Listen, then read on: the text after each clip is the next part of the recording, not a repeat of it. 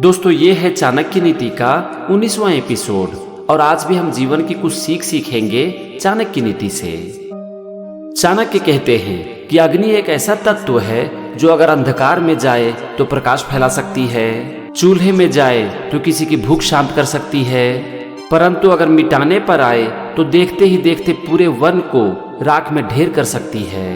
यहाँ पर अंतर है अग्नि के उपयोग का, अर्थात कोई भी वस्तु अच्छी या फिर बुरी नहीं होती, हम उसका किस तरह से उपयोग करते हैं ये निर्धारित करती है कि वो वस्तु हमें अच्छा परिणाम देगी या फिर खराब। दोस्तों इस दुनिया में ना हर चीज का महत्व है। कोई भी चीज ना तो अच्छा होता है और ना ही बुरा, ना तो छोटा होता है और ना ही बड़ा। बस ये इस बात पर निर्भर करता है कि हम उसका किस समय यूज करते हैं और कहाँ यूज करते हैं, और ये बहुत हद तक उस इंसान के हाथ में होता है जो कि उसका यूज करते हैं। इसीलिए दुनिया में किसी भी चीज को छोटा ना समझो, बस ये जानने की कोशिश करो कि किसी भी चीज का किस समय उपयोग करना है और कैसे उपयोग करना है, और यही चीज आपको एक अच्छा परिणाम दे सकती है। चाणक्य आगे कहते हैं कि पवन तंत्र की एक विशेषता होती है, ये उसी दिशा में घूमती है जिस दिशा में पवन चलती है। इसे अगर पवन की दिशा के विपरीत चलाया जाए तो ये टूट जाएगा। इसीलिए खुद को इतना मजबूत बनाओ कि आप पवन की दिशा के विरुद्ध खड़े हो सको, या फिर इतने विवेकशील बनो कि आप पवन की बदलती हुई दिशाओं को समझ सको और उसके अनुकूल आगे बढ़ो। सुरक्षा की सिर्फ दो ही ढाल है, बल या फिर विवेक। या तो बलवान बनकर शत्रु की चुनौती का सामना करो और उसके ऊपर विजय प्राप्त करो, या फिर विवेकशील बनकर परिस्थिति को अपने अनुकूल ढाल लो। दोस्तों जीवन की परिस्थितियों को समझकर सही निर्णय लेने में ही हम सबकी भलाई होती है। जो लोग बिना दूसरों की शक्ति को जाने ही उससे भिड़ जाते हैं ना, वो मूर्ख कहलाते हैं। खुद को बुद्धिमान समझने में कोई बुराई नहीं है, लेकिन हमें कभी भी दूसरों को मूर्ख नहीं समझना चाहिए।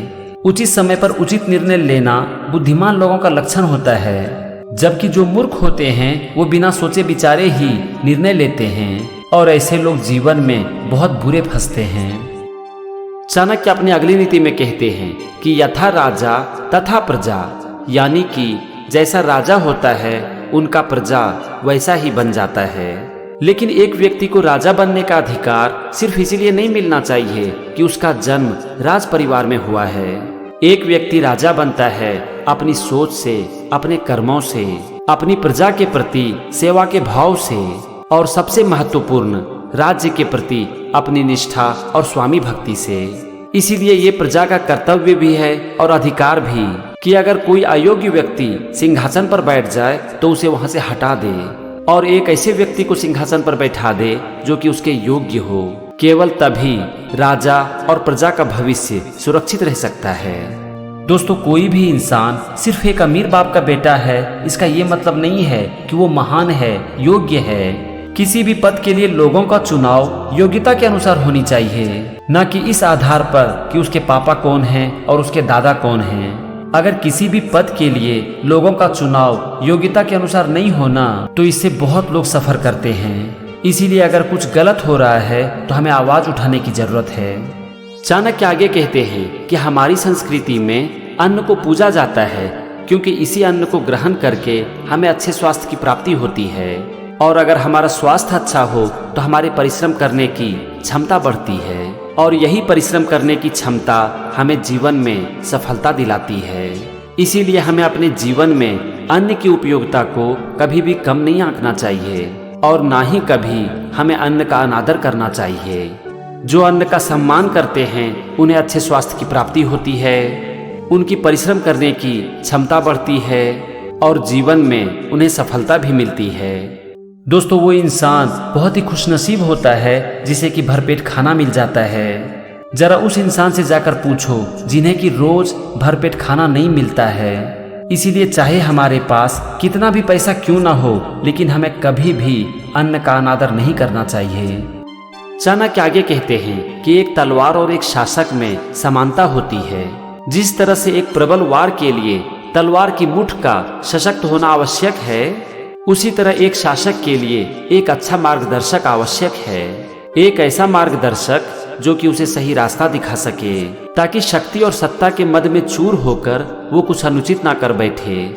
शक्ति हो या फिर तलवार, अगर ये नियंत्रण से बाहर हुई तो वो उसे धारण करने वाले के लिए ही घातक सिद्ध हो सकती है।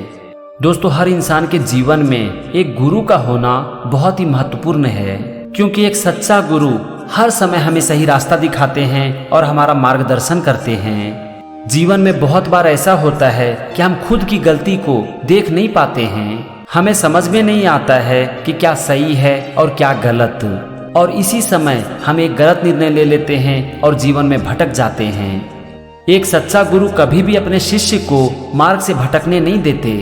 वो हर समय अपने शिष्य का मार्गदर्शन करते हैं और सही रास्ता दिखाते हैं। चाणक्य आगे कहते हैं कि रेत से बना हुआ खिलौना बहुत ही भव्य और आकर्षक लगता है, परंतु जल की एक सामान्य लहरें भी इसे नष्ट कर सकती है।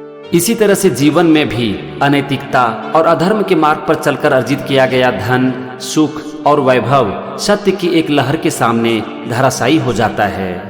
इसीलिए सदाचार के मार्ग पर चलकर अर्जित किया गया एक छोटा सा सत्य, अनैतिकता और अधर्म के मार्ग पर चलकर अर्जित किया गया सारे धन, सुख और साधनों से श्रेष्ठ होता है। दोस्तों, कहा भी जाता है सत्यमेव जयते, यानी कि सत्य की हमेशा विजय होती है। छल और कपट के सहारे एक इंसान कुछ देर के लिए तो आगे बढ़ सकता है, लेकिन जब उसका सामना सत्य से होता है तो वो धराशायी हो जाता है।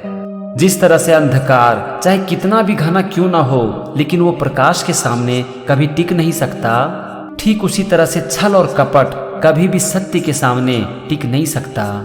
इसीलिए जीवन की परिस्थितियां चाहे जैसी भी हो, लेकिन हमेशा सत्य के मार्ग पर चलो, और सत्य का मार्ग आपको जीवन में कभी नहीं भटकाएगी। तो फ्रेंड्स, ये थी चाणक्य की कुछ नीति और उससे जीवन की सीख। चाणक्य नीति का ये एपिसोड कंटिन्यू रहेगा और हम बहुत जल्द मिलेंगे कुछ नई सीख के साथ। तो बस मेरे साथ बने रहिए और सीखते रहिए जीवन की सीख चाणक्य नीति से।